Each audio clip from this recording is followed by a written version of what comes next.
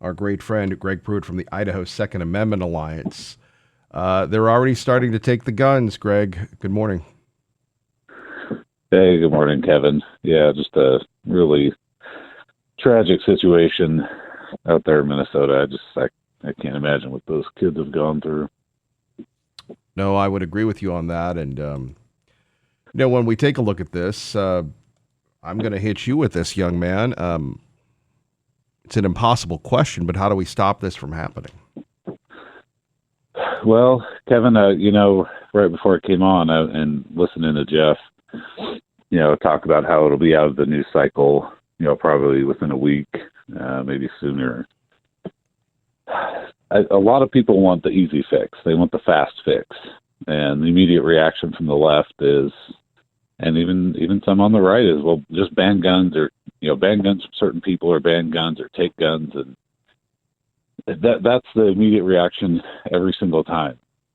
But the reality is we have a much deeper, and I think, Kevin, you and I have talked about this, we have a much deeper problem than that.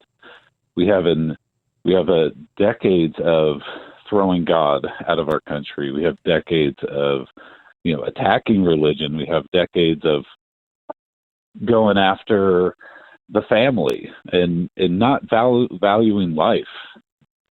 Babies don't mean anything to a lot of these people. So when you devalue life, you devalue God, you devalue the family, is a recipe for building up this type of society where this person in the journals, at least allegedly, was very suicidal and had been for a long time, and so they didn't value their own life. And then they get to a point where, in my mind, Satan has a great hold on this person and decides to do something like this. So, I mean, we have to completely turn back to God and allow Him back into our schools and our lives and everything else. And that's the only way to change this, is a very deep-rooted change in our culture back to what it was years and years ago. I would agree with you. And, you go back to that song, The Day the Music Died. I saw Satan Dancing with Delight. Greg, you're a military veteran. You deal with the Second Amendment community. This is, you go back to what the FBI profiler said. You can't tell me that somebody didn't go, hey, man, this guy's posting on YouTube that he's shooting a target of Jesus Christ. He's got in Russia that he's a terrorist. He's also writing, killing 6 million Jewish people isn't enough. Somebody, I mean, this is not somebody misbehaving at 23. This guy was a threat. Yeah, he appears at least to have made enough threats that would have warranted investigation and probably charges for criminal activity. But, I don't know that, there's speculation on when exactly the YouTube video went up and how long it was up and that kind of stuff, and what else may have been on his channel before. I know a lot of people captured, what happened that he uploaded right away, before this tragedy happened. So it really, depends maybe on how long they would have had to try and find him, to do an investigation, make charges or whatever. But clearly just, that's what I said, Kevin. I mean, I'm sure you've watched some or maybe all the videos floating around, and you just think, holy cow, like how does someone get to this point?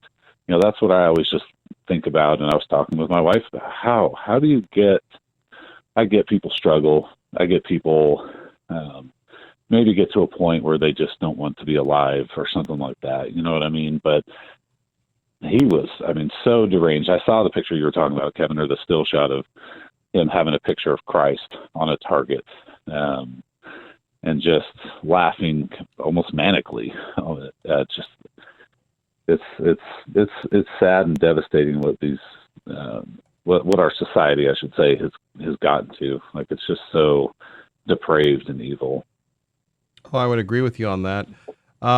You have the liberals now talking about getting rid of guns, not even waiting. Not even letting the family process this. You deal with this Yeah. all the time. How do you think this is going to play out? Kevin, as far as banning certain types of guns and that kind of stuff, I don't, given the congressional makeup right now, I don't think you would see anything. What is interesting and what maybe I'll have some disagreement with some people in your audience is there are some on the right, like Charlie Kirk, who I admire and I love a lot of the work he does, that are like, well, anyone who's trans, we just need to ban them from having guns. And my thought was like, holy cow, like, guys, don't open that door. As you know, Kevin, the Idaho Second Amendment Alliance, we are no compromise and we are absolutists. So the right to keep and bear arms cannot be infringed. That means you cannot give the government an opening to start determining who can and can't for someone who hasn't even committed a crime. And I get it. We need to help. We need to get this whole trans ideology, and I think it's slowly evaporating, which is good because we can maybe get back to where there's very few people headed down this road. But if you remember the Obama years, as a veteran, that was a huge deal. There were so many veterans who had PTSD from going to Iraq. Yeah. Like I did, and so in Afghanistan, so many others that have been in these wars. And what happens when the liberals take over as president and, maybe they control Congress, maybe they've got the trifecta. And all of a sudden they're like, well, look, if you're a veteran with PTSD, right, it's one shooting from one veteran that has PTSD, and all of a sudden we're in that same boat, right? So you don't ever want to give the government the ability to determine a class of people just should not have guns. I think we all agree the actual, gender dysmorphia, if that's a thing, is so few people, right, Kevin? If you go back 20 years, very few people would go down this road. But again, our society went so evil and so far left that all of a sudden, like 20% of the country is doing this route, and so it's probably a higher or lower percentage than that. But you get my point. Socially, we have gotten to this point. It's not an increase based on people just identifying that way. So that's where maybe some in your audience are like, yep, anyone who's transgender or identifies that way, we just need to ban guns. That's not, to me, that's a very dangerous road to go down. No, I would agree with you on that. Our great friend Greg Pruett joining us. What about arming teachers in Idaho? We just had Representative Hill on last hour. Greg, I'm not going to lead the witness. The bill has been up before the House a few times, has had some success. What's the problem here in Idaho? Yeah. Well, I guess Republicans with a lack of a spine, I guess, is the simple answer. I didn't hear what Representative Hill said on your show, but look, we supported his original bill. It was House Bill 415, if I remember correctly, and it wasn't as much as it's not what I would want, but it was better. And teachers with an enhanced permit were allowed to carry. The school board couldn't stop them. That's the current issue, and the current law is that the school boards basically control it. And most school boards are typically ran by liberals. So, good luck ever letting teachers be armed to protect themselves or kids. So we supported Hill's bill. The NRA supported Hill's bill. Maybe even helped him write that one. I can't remember. But then Senator Guthrie, who runs the State Affairs Committee as the chairman, he blocked it, wouldn't let it go through, and ended up doing a rewrite of Hill's bill that was so bad, Moms Demand Action supported the bill. Like the nation's biggest gun control group was like, yeah, this bill's fantastic. And the NRA opposed it. We opposed it. I mean, it was just so. Look, anytime you talk about firearms in schools, people just start losing their minds. But at the end of the day, like this stuff.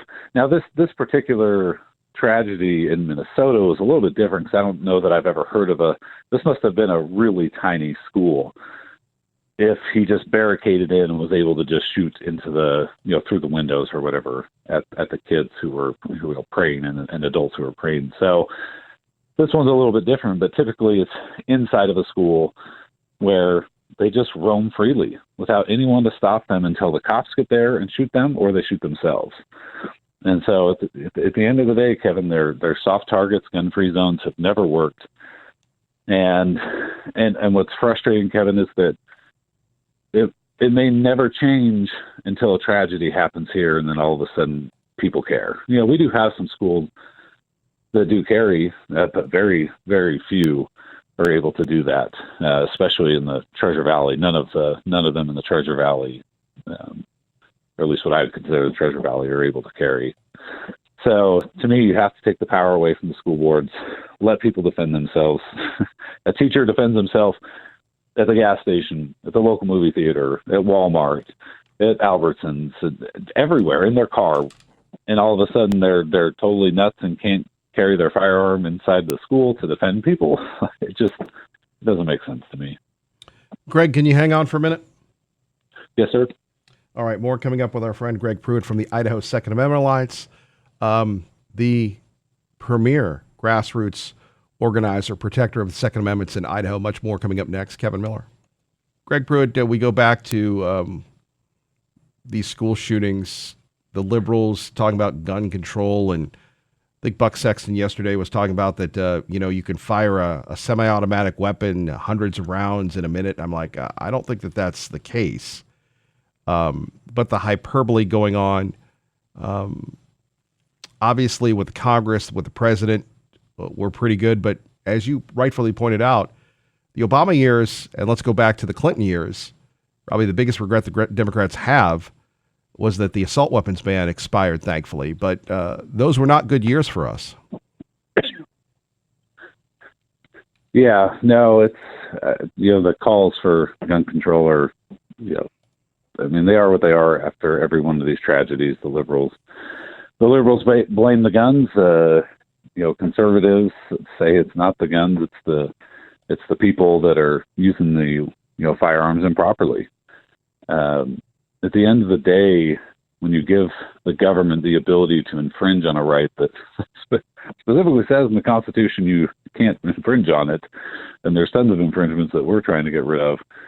Once you give them that ability, they chip away at it and they chip away at it, and next thing you know, you're California, you're Washington, where most, a ton of firearms are banned, and they just keep going, Kevin. There's no such thing as common sense gun control. It's take away the Second Amendment. Take away the Second Amendment, take away their firearms, and then we'll have just this lovely, safe society with no problems. Right? That's the utopia that these liberals live in, and it's just not reality. The reality is we have a very sick country that needs to find healing, and until we do that, until we turn back to God, then there's not a way to fix this. We've got to do better at turning back to God and turning to our families and doing a better job, watching our kids and loving our kids and getting them help if they need help. I would agree with you on that. Let's go back to what you disclosed here in Idaho, is the fact that we do have an opportunity to encourage teachers, but if a teacher goes to a school board, they can conceal carry, right? Correct, yeah. If someone can go to the school board and say, hey, I want to be able to carry a firearm for self-defense, they can do that. I don't know what the process is for that school board necessarily. They may write up a contract. They may say, hey, sure, but we want you to go do X, Y, and Z first. So the school board has total and complete control over whether a teacher can carry right now. Well, we'll see how that plays out. Greg, what else would you like to say? Kevin, I guess in closing, I think the one thing that Congress should investigate is the drugs that we are putting so many of our kids on. There's been a very many, if not most, of these shootings, these kids are on a number of psychotropic drugs that just seem to alter completely who they are. And they're the type of drugs that we're just giving to kids left and right. So to me, I think the effectiveness and safety of the medicine for getting kids who are struggling with any type of mental issue, that's what they should be looking into, knowing why, what is in these drugs that is completely altering the mindset of the people taking it, and how safe is this stuff? Because again, mentally, they're getting to a place where they're killing people. If medicine is a cause of that, right? That again, it's about the person. What is happening with these people that they get to this point, and what can we find other than the religious aspect that I've already mentioned? Is the medicine a huge factor in it? I believe it is, but that's what Congress should be investigating. What do you make of? Again, you have a lot of people going after the transition folks, Charlie Kirk and others. On one hand, whether you agree with someone or not, you think it's justified to vilify all of them based on this? No, I mean, I think it's a concern to say, look, people who think that they're in the wrong body, and that's where a lot of this is social crap, Kevin. It's not really mentally. They're saying it for attention or whatever. Once you go down that road, that's just a real. I have a not an immediate family member, but a member in my family arena that has gone down this road. But I mean, you could talk to them like a normal person. You wouldn't know any difference. Like they haven't, completely gone down that road. And here's the thing, Kevin, most of them go out of it. Like Chloe Cole, look at somebody like Chloe Cole, who was in it for, a few years and then was out of it. So do you say you're banned from guns until you detransition or something? I don't even know how that would work. But again, that will be turned on veterans. And once your PTSD is gone, you can go ahead and have your guns back. You cannot give the government the ability to just ban classes of people like that from owning guns, or it'll end. Thomas Jefferson said, "No free man shall ever be debarred the use of arms." So if somebody's that dangerous, they should be behind bars. That's the bottom line. If people want some information on how they can protect their rights, what can they do? Yeah, go to idahosaa.org, idahosaa.org, and you can learn more about our organization, learn about the stuff that we are fighting for, all the way down to your city and county level. Kevin, as you know, we've been a real grassroots group from the beginning. We're funded by the grassroots gun owners in Idaho, and with a hyper focus on Idaho issues. And I think people will be shocked to learn there's a lot more going on here than you would expect. Do you already have your list of things you want to accomplish for the upcoming session? Yeah, we're still primarily focused on fixing our stand your ground law to include immunity and reimbursement. Fixing our firearm preemption law, which needs to have some teeth in it. The school issue obviously is very important to us. We're even looking at, hey, can the teachers carry burner launchers and skip, having something to defend themselves. So we're looking into a whole bunch of stuff, Kevin, always fighting. I mean, there's probably a dozen bills that I could support easily here in Idaho to make Idaho even more strong on the 2A. And one more for you. Great news publication in your free time, the Idaho Dispatch. Yeah, IdahoDispatch.com. It's try to cover some political news and investigative reporting, and I run both of those basically by myself, with the help of my wife and kids at times to help me do some things. But Kevin, just between the 2A and the 1A, just trying to give Idahoans something better than what the mainstream media and the establishment is giving us right now. So appreciate any support and prayers that we can get. Greg Pruett, Idaho Second Amendment Alliance, Idaho Dispatch. Thank you for making time for us this morning, sir. Yep. God bless, brother. Appreciate you. God bless you.